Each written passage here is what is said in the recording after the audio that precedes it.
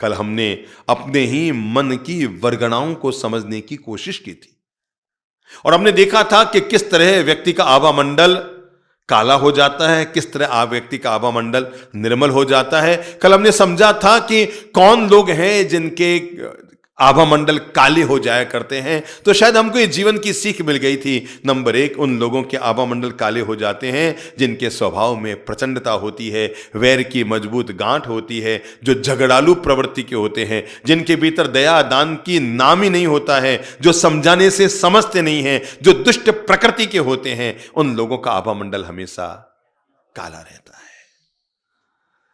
उससे आगे बढ़ते हैं। दूसरा कदम है, और उस पहली लेस्या का नाम, पहले आभा मंडल का नाम हमने कृष्ण लेस्या समझा था, और दूसरा जो आभा मंडल है उसका नाम है नील लेस्या। आप यूं समझें कि काले से थोड़ा सा हल्का कलर, ठीक है ना। काला बिल्कुल डार्क रंग होता है, पर नीला कलर उससे क्या होता है, हल्का होता है। नीला कलर उससे थोड़ा सा हल्का होता है, और उसकी पहचान क्या क्या है। वो जो पहले वाला है ना, उससे थोड़ा सा सुधरा हुआ है, पर अभी भी बिगड़ा हुआ है। नंबर 1 उसकी पहचान है, वो हमेशा मंद बुद्धि का रहता है, उसके भीतर बुद्धिहीनता रहती है, वो हमेशा अज्ञान में जीता है, वो हमेशा विषय लोलुप बना रहता है। क्या बना रहता है, विषय लोलुप बना रहता है, जानकर भी अनजान बना रहता है। कितना भी समझा दो पर समझने को तैयार नहीं होता है। संसार की छोटी छोटी वृत्तियां उसके मन को बार बार खींचती रहती है, और जिस चित्त की ऐसी स्थिति होती है, उस चित्त का आभा मंडल हमेशा कौन सा होता है, नीला होता है। पहला क्या कहा मैंने, मंदता, बुद्धिहीनता, अज्ञानता, समझाने पर भी ना समझा। एक होता है मूर्ख, एक होता है मूढ़। मूर्ख वो होता है जो समझता नहीं, और मूढ़ वो होता है जो समझाने पर भी समझता नहीं है। आपने कई बार देखा होगा, आप अपने बच्चे को 10 बार समझाते हैं, बेटा तू जिस रास्ते जा रहा है वो तुम्हारे लिए उचित नहीं है, ये रास्ता तुम्हें गलत दिशा में, गलत मार्ग में लेकर जाएगा, तुम्हें गलत परिणाम तक लेकर जाएगा। पर व्यक्ति का चित्त है जो बार बार बार बार समझाने के बाद भी बहता रहता है। ऐसे लोगों की लेस्या हमेशा नीले रंग की होती है, या फिर व्यक्ति के भीतर विषय लोलुपता रहती है। क्या है, एक कंवारा लड़का है, सड़क पर कोई लड़की गुजर रही है और उसको देखकर थोड़ा सा उसका मन हिलता है, तो बात जमती भी है, भाई कुछ देखा नहीं है इसलिए थोड़ा सा मन लालायित हो जाता है। तुम शादीशुदा हो, 3 बच्चों के बाप हो, और फिर भी सड़क पर अगर सामने कोई सुंदर चेहरा आता है और आपका मन ललचाता है, तो बताओ क्या हालत है। सोचा आपने कभी? सब जी लिया, तब फिर भी हमारे भीतर अगर किसी नए चेहरे को देखकर मन में विषय लोलुपता पैदा होती है, तो भगवान कहते हैं नील लेस्या का लक्षण है। इसका लिए मिच्छाम दुक्कड़ और प्रायश्चित इंसान को लेना पड़ता है। यह हमारे जीवन में पलने वाला दोष है। विषय लोलुपता मिटाना साधक के लिए बहुत जरूरी है, नहीं तो संसार की धारा इंसान को पुनः पुनः संसार की ओर खींचती रहती है। मनुष्य के चित्त की जो तीसरी अशुभ प्रवृत्ति होती है, पहली है कृष्ण लेस्या, काला आभा मंडल, दूसरी है उससे थोड़ी सी ठीक नील लेस्या, नीला आभा मंडल, तीसरी उससे थोड़ी सी ठीक है पर वो भी अशुभ ही कहलाएगी, और उसको हम कहेंगे कबूतरी यानी कापोत। यानी कबूतर का जो एस कलर होता है, लाइट कलर होता है, वैसी व्यक्ति के आभा मंडल अभी भी कालापन उसमें है, हो अभी भी नीलापन उसमें है, अभी भी अशुभ वृत्ति उसमें, अभी भी मुक्त नहीं हुआ है, अभी भी संसार की प्रवृत्ति उसके भीतर चल रही है, लेकिन इसके बावजूद थोड़ा सा उसका मन उजला होना शुरू हुआ है। लगभग आम इंसान इस कापोत लेस्या में जीता है। जो अशुभ का अंतिम चरण है, यह कापोत लेस्या, आम इंसान लगभग इसमें जीता है, क्योंकि इसके जो लक्षण है ना, ये हम सभी में थोड़े थोड़े पाए जाते हैं। पहला लक्षण है छोटी छोटी बातों में नाराज हो जाना। क्या है? छोटी छोटी बातों में नाराज हो जाना, छोटी छोटी बातों में रुष्ट हो जाना। पता लगा किसी ने एक शब्द कह दिया, हमारा माथा खराब हो गया, किसी ने हमारा कहना नहीं माना, हमारा माथा खराब हो गया। हम छोटी छोटी बातों में नाराज हो जाते हैं। आम तौर पर लोगों में यह शिकायत जरूर रहती है। तो ये जो लक्षण है ना कापोत लेस्या के लक्षण, उसमें पहला लक्षण है जल्दी नाराज हो जाना। दूसरा लक्षण है दूसरों की आलोचना करते रहना, हमेशा अपनी नजरों को दूसरों पर गाड़े रखना। इसमें क्या कमी है, इसमें क्या कमी है? वो जहां जाएगा वहीं से कमियां ही लेकर आएगा। तो ऐसी प्रवृत्ति के जो लोग होते हैं उनको कभी भी विशेषताएं नहीं दिखती। जो दूसरों की विशेषताएं देखता है वो विशिष्ट होता है, और जो दूसरों में कमियां देखता है वो कमजोर हो जाता है। हमारी आदत है हमेशा, उसने क्या किया, पड़ोसी के बेटे के क्या हो रहा है, उसकी बेटी किधर गई, मोहल्ले में क्या हो रहा है, उसका वहां क्या हो रहा है, और फिर हम बैठकर चार लोग उसकी बातें करते हैं, चर्चा करते हैं। मेरे भाई, जिसका हमें पता ही नहीं है, आंख से देखा नहीं है, केवल सुनी सुनाई बातों पर अगर हम एक दूसरे के लिए अपयश की बातें करते रहेंगे तो परिणाम, कभी भी कोई व्यक्ति आपके सामने आकर किसी का अपयश करे ना, कहना भैया डस्टबिन उधर है, इधर नहीं है। क्या कहोगे? कभी भी कोई व्यक्ति रस मत लेना, अच्छा ऐसा है क्या, अच्छा उसकी बेटी यूं कर गई, अच्छा हाँ यार मुझे पहले लगता तो था, मुझे भी ऐसे ही लगता, तो है ही ऐसी, पर मैंने तो फिर बोला नहीं, मैंने कहा मैं क्यों माथा लगाऊं। माथा पूरा लगा रहे हैं और ऊपर से कहते हैं मैंने सोचा मैं क्यों माथा लगाऊं। नहीं, डस्टबिन उधर है साहब। मैं कभी किसी की आलोचना न तो करता हूं, न किसी कमियां देखता हूं, न किसी कमियों की चर्चा करता हूं, और न कोई कमियां मेरे सामने कहे तो मैं उसमें रुचि लेता हूं। मुझे तो पता है कि कमियां खुद में भी है और जबान दूसरों के पास में भी है।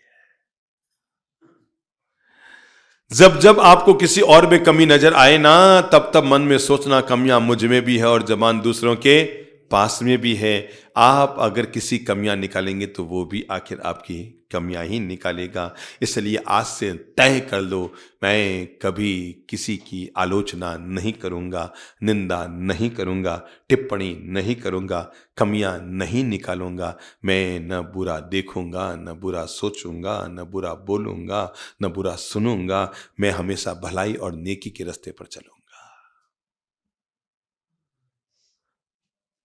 जिसका किया वो जाने और जिसने जो किया वो खुद भोगेगा। पूरी दुनिया का निर्णायक भगवान ने आपको नहीं बनाया है। जैसी करनी वैसी भरनी, हर जीव को अपने किए हुए कर्मों को भोगना ही पड़ता है।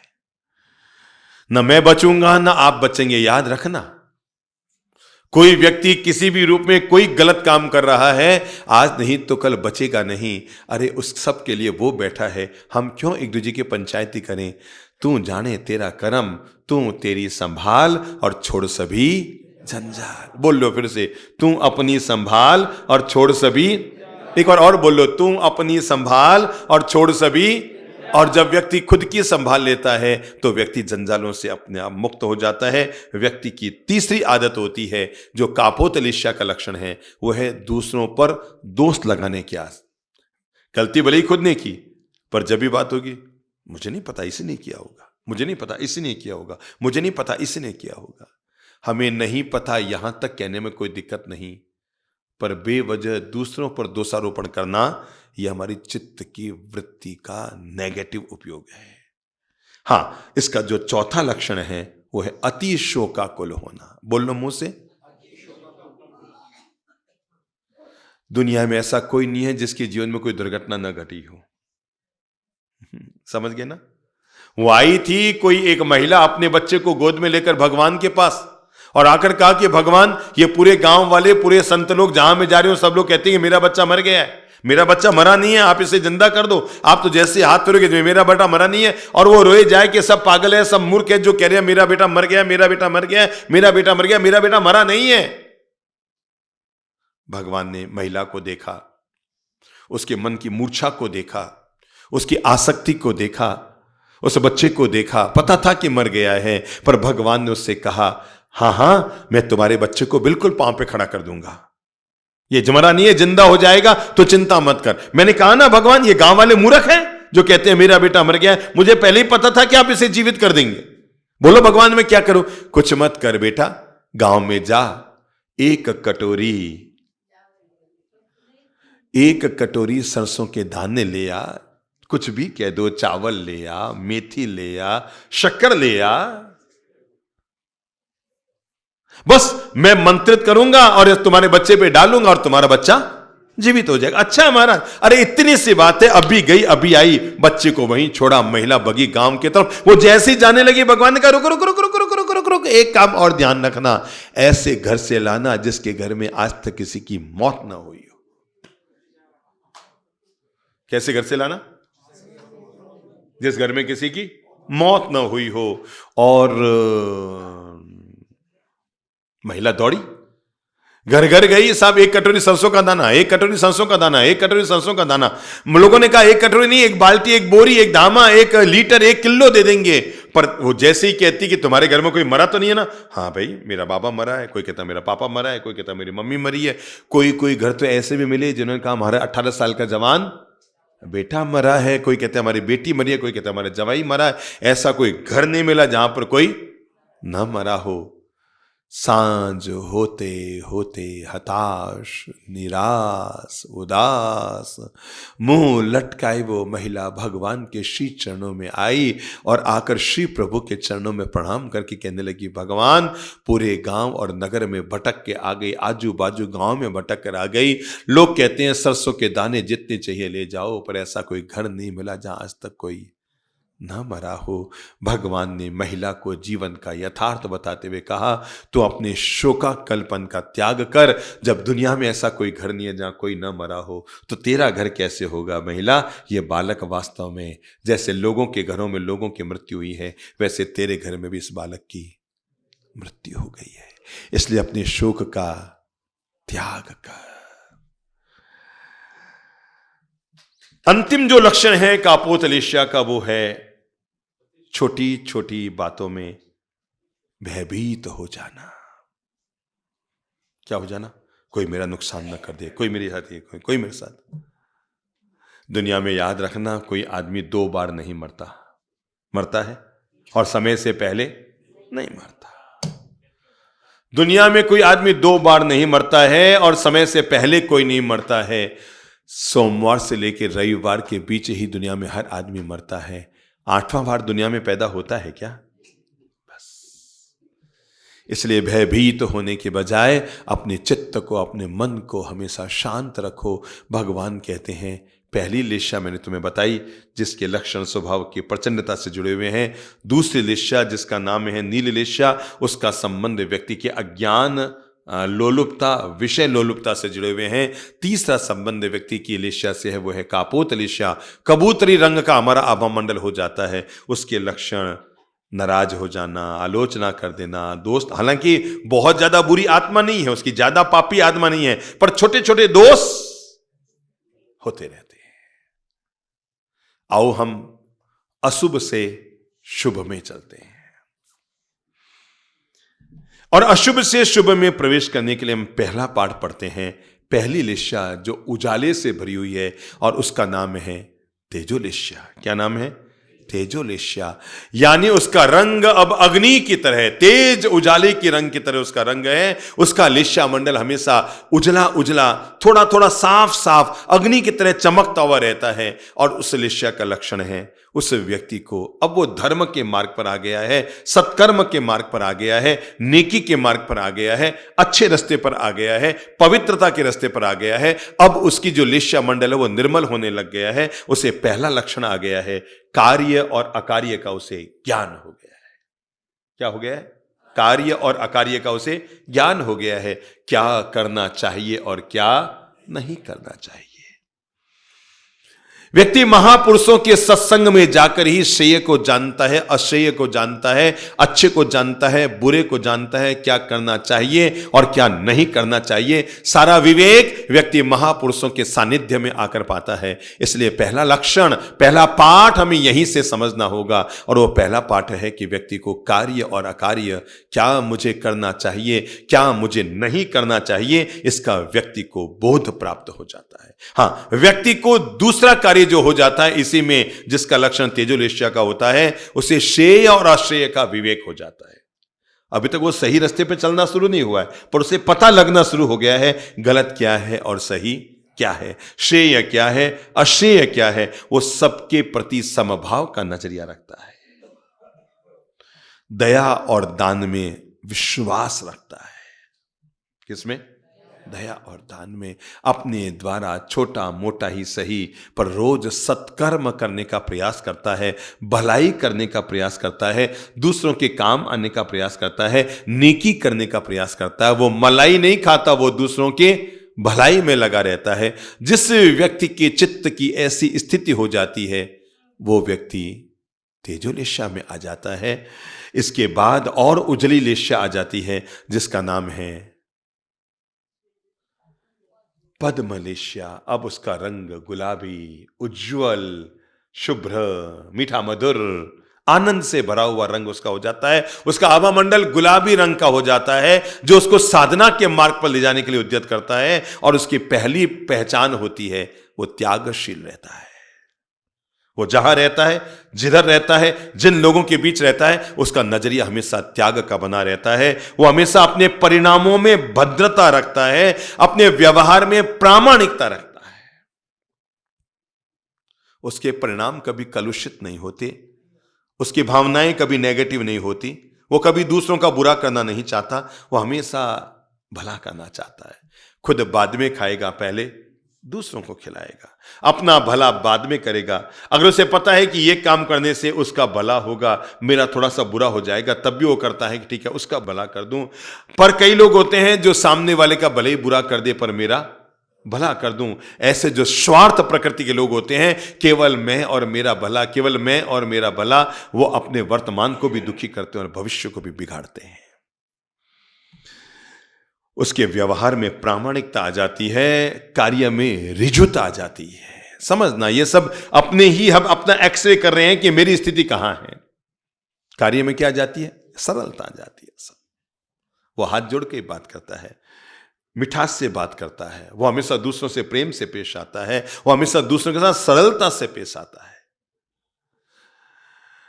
कहा है हमारे महान ज्ञानियों ने कि दुनिया में सुई के छेद में से हाथी निकल सकता है, पर अहंकारी आदमी कभी स्वर्ग और ईश्वर का द्वार नहीं पा सकता है। उसके लिए एक ही रास्ता है और वह है सरलता। दुनिया में हर काम करना सरल है, पर सरल होना बहुत कठिन है।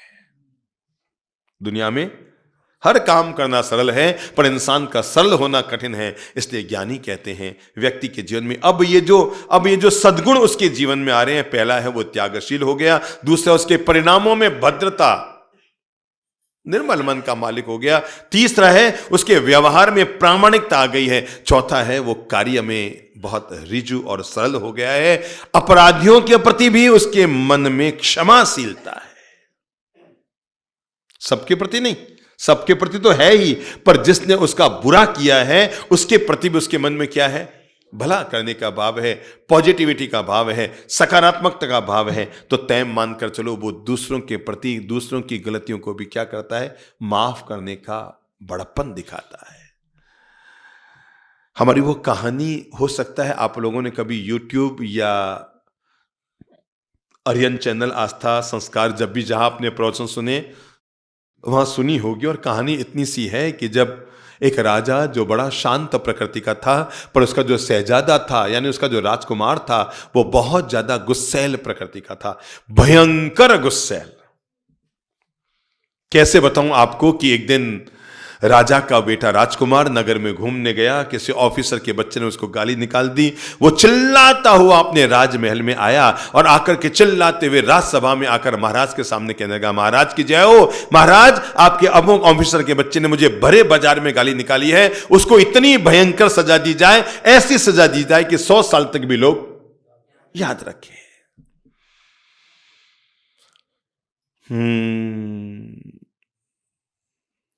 राजा ने अपने पास बैठे सभासदों से पूछा, भाई तुम लोग बताओ क्या सजा दी जाए? एक ने कहा महाराज उसकी जबान काट दो, दूसरे ने कहा उसके मुंह में तेजाब डाल दो, तीसरे ने कहा उसको फांसी पे लटका दो, चौथे ने कहा बाप भी ऐसा ही है उसको भी देश निकाला दे दो, पांचवें ने कहा पूरे परिवार को खत्म कर दो। सभी को राजकुमार को खुश करना था तो सब बड़े से बड़ा दंड बता रहे थे। राजा ने अपनी राजकुमार से पूछा, बोलो भाई तुम ही बताओ, तुम्हें जो पसंद हो उसको सजा। उसका मुझे नहीं पता, बस महाराज मैं चाहता हूं 100 साल तक नगर याद रखे, ऐसी सजा दो। राजा ने कहा, इसकी जबान काटेंगे तो लोग 5 साल में भूल जाएंगे, मुंह में तेजाब डालेंगे तो 10 साल में भूल जाएंगे। कैसे बताऊं तुझे कि अगर इसको जान से मार देंगे, फांसी में लटका के लोग 20 साल में भूल जाएंगे, इसके बाप को मार देंगे लोग 30 साल में भूल जाएंगे। पर अगर तू चाहता है कि 100 साल तक लोग याद रखे, तो मैं बताता हूं वो तू सजा दे तो उस बच्चे की गलती को माफ कर दे, लोग तुझे 100 साल तक याद रखेंगे। क्या कर दे? क्या कर दे? बोलो, मुंह से बोलो, क्या कर दे? माफ कर दे। और अगर तूने माफ कर दिया तो तय मानकर चलना, ये तेरे द्वारा माफ करना ही तेरे लिए जीवन का उजाला बन जाएगा। तो कहते हैं अपराधियों के प्रति भी क्या उसके मन में है? क्षमाशीलता। आज से तय कर लो। आपको लगता है ना किसी ने आपका बुरा किया, अपने मन को आज निर्मल बना लो। चलो आज यही काम करते हैं। पहला, हम किसी ने हमारे प्रति कुछ बुरा किया है, गलत किया है, अशुभ किया है, हमारा मन दुखाया है, हमारे आगे बढ़ने से रोका है, हमारे लिए नेगेटिव वर्क किया है, हमें हमारे जीवन की खुशियों को खत्म किया है, किसी ने हमारे जीवन में भारभूत बनकर आ गया है। अपने मन को तैयार करो कि मैं उन सारी गलतियों को आज दिल को बड़ा करके बोलो माफ करता हूं। माफ करना और माफी मांग लेना, इससे बड़ा दुनिया में कोई धर्म नहीं होता। समझ गए? माफ कर देना और माफी मांग लेना, इससे बड़ा दुनिया में कोई धर्म नहीं होता। एक बहुत अच्छा शब्द है एमडी, बोलो तो मुंह से, एमडी। एमडी का मतलब मिच्छामि दुक्कडम, मिच्छामि दुक्कडम, एमडी। ये इतना प्यारा शब्द है कि हमारे मन को भी निर्मल करता है, सामने वाले को भी निर्मल करता है, और जो हमने वैर की गांठ बांध रखी उस गांठ को भी ढीला कर देता है। एमडी। सॉरी भाई साहब, मिच्छामि दुक्कडम भाई साहब, मेरे मन में ऐसे भाव नहीं थे, पर मैं क्षमा मांगता हूं। वो साधक व्यक्ति, अब वो आत्म आराधक व्यक्ति अपराधियों की गलतियों को भी माफ करने का बड़प्पन दिखाता है। उसके मन में और भाव रहते हैं, मैं अपने गुरुजनों का, अपने से बड़ों का, साधकों का मैं बहुत सेवा करूं, उनका सम्मान करूं, उनके काम आऊं, उनकी जिंदगी में अपने द्वारा कुछ न कुछ पॉजिटिव भूमिका अदा करूं। ये सब उसके भाव बनने शुरू हो जाते हैं। समझ लीजिए, शुभ लेस्या का जो दूसरा लक्षण है, दोबारा, नंबर 1 वो त्यागशील होता है, नंबर 2 परिणामों में उसके भद्रता होती है, नंबर 3 व्यवहार से बड़ा प्रामाणिक होता है, नंबर 4 कार्य में उसकी हमेशा सरलता रहती है, नंबर 5 अपराधियों के प्रति वो क्षमाशील होता है, और नंबर 6 साधुजनों की, गुरुजनों की, महापुरुषों की सेवा शुश्रूषा करने में सदा तत्पर रहता है। अंतिम, हमारे आत्मा का अंतिम आभा मंडल, जिसको नाम है शुक्ल लेस्या। शुक्ल का मतलब होता है पूर्ण उजाला। यह साधक की साधना की अंतिम स्थिति है। और तीसरा अब ये जो आ रहा है शुभ में, अशुभ में 3 थे, काला, नीला और कबूतरी। शुभ में फिर 3 है, नंबर 1 अग्नि का रंग तेजोलेस्या, नंबर 2 पद्मलेस्या यानी गुलाबी रंग, नंबर 3 शुक्ल लेस्या पूर्ण श्वेत रंग।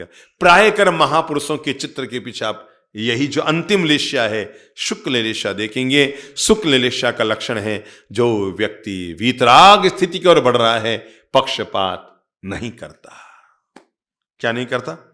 पक्षपात नहीं करता। जो व्यक्ति भोगों का निदान नहीं करता, जो व्यक्ति सब में समदर्शी रहता है, राग द्वेष से मुक्त रहता है, उस व्यक्ति का लक्षण, उसके आभा मंडल का लक्षण शुक्ल लेस्या का होता है, जो पक्षपात नहीं करता, वितराग स्थिति में रहता है, न तेरा न मेरा। कुछ लोग होते हैं जो सोचते हैं तेरा भी मेरा और मेरा भी मेरा, ठीक है ना, सबसे गिरी स्थिति, मेरा तो मेरा ही और तेरा भी मेरा है। कुछ लोग कहते हैं मेरा सो मेरा और तेरा सो तेरा, तू तेरे मैं मेरे, बस अपना अपने जिंदगी जीते। कुछ बड़े दिल के लोग होते हैं जो कहते हैं तेरा भी तेरा। बोलो बोलो, बहुत टेढ़ी खीरे हो, बहुत टेढ़ी खीरे, बहुत टेढ़ी खीरे, बहुत बहुत बहुत सरल है, 2 लाइन में आप बोल रहे हो, पर जब घर जाके कहेंगे ना मेरा भी तेरा और तेरा भी है, तो एक बार हिलेंगे आप। पर संत साधु प्रकृति का आदमी कहेगा अरे क्या तेरा क्या मेरा, दुनिया तो रैन बसेरा। वो पक्षपात नहीं करता, तो क्या तेरा मेरा करता है, दुनिया तो खुद ही रैन बसेरा है। पता नहीं कल किसकी आंख खुलेगी और किसकी आंख नहीं खुलेगी। तो हम लोगों को इस बात के लिए सावधान होना पड़ेगा, सजग होना पड़ेगा, अपने आप को तैयार करना पड़ेगा। मैं अपने आप को इस बात के लिए तैयार कर रहा हूं कि मैं धीरे धीरे धीरे धीरे अपने मन की अशुभ लेशाओं को, अपने मन के अशुभ परिणामों को खत्म करने की कोशिश करूंगा और मैं धीरे धीरे अपने अंतर मन को शुभ भाव दशा, शुभ लेशा मंडल, शुभ आभा मंडल में अपने चित्त को प्रवेश देने की कोशिश करूंगा, क्योंकि यही मेरे मुक्ति का आधार होगा। ये जो अंतिम लेशा है, सुख लेशा, जिस आत्मा के परिणाम अत्यंत विशुद्ध हो जाते हैं, उसी के जीवन में ये लेशा मंडल का अंतिम चरण शुक्ल लेशा उदय होता है। और जब व्यक्ति के शुक्ल लेशा का उदय हो जाता है, समझो वो साधना में पहुंच गया, वो साधक आत्म आराधना में पहुंच गया, वो मुक्ति के करीब पहुंच गया, वो परिनिर्वाण के करीब पहुंच गया, वो मोक्ष के करीब पहुंच गया। जिसने इस सत्य को जान लिया, वो व्यक्ति अपने लेशा मंडल को निर्मल करने में सफल हो जाता है। बाकी तो यही संसार की माया, यही संसार का दलदल, यही संसार का मोह, यही संसार का आकर्षण व्यक्ति के चित्त और चेतना को बार बार बार बार बार बार अपनी ओर खींचता रहता है, बार बार खींचता रहता है अपनी ओर। इसलिए इस खिंचाव को खत्म करने के लिए व्यक्ति को यह बोध हो जाना चाहिए, मैं अलग हूं, संसार अलग है, शरीर अलग है, मैं अलग हूं। जिससे ये भेद विज्ञान, इसका नाम क्या है, भेद विज्ञान, मैं अलग हूं और ये शरीर अलग है, मैं अलग हूं, ये मकान अलग है, मैं अलग हूं, वो अलग है। जिसे ये सत्य का बोध हो जाता है, वही समझ पाता है शिवोहम, वही समझ पाता है सोहम, और वही ढूंढ पाता है कोहम।